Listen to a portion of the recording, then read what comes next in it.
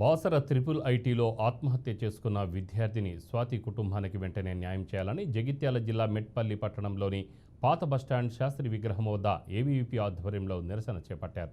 విద్యార్థి కుటుంబానికి న్యాయం చేయాలని అడిగిన విద్యార్థులపై దాడి చేసిన సిబ్బందిపై కఠిన చర్యలు తీసుకోవాలని డిమాండ్ చేశారు.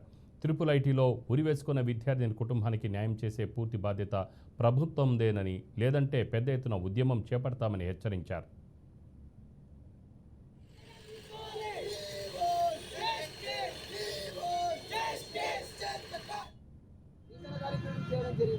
ఈ నిరసన కాలం ఏంటంటే మొన్న మనం చూసుకున్నట్లయితే బాసర ట్రిపుల్ ఐటీలో పీయూసీ చదువుతున్న సెకండ్ ఇయర్ చదువుతున్న విద్యార్థి దానికి ఉరేసుకొని చనిపోవడం జరిగింది. అది చాలా బాధాకరమైన విషయం.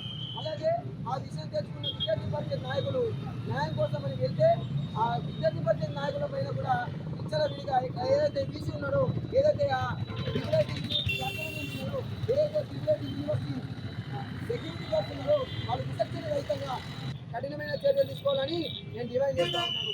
లేనిచో అఖిల భారతీయ విద్యార్థి పరిషత్ రాష్ట్ర వ్యాప్తంగా ధర్నాలు, రాస్తారోకులు, బంధులు నిర్వహిస్తుందని మీడియా ముఖంగా నేను మీకు స్థానికంగా ఉన్నటువంటి పాత బస్టాండ్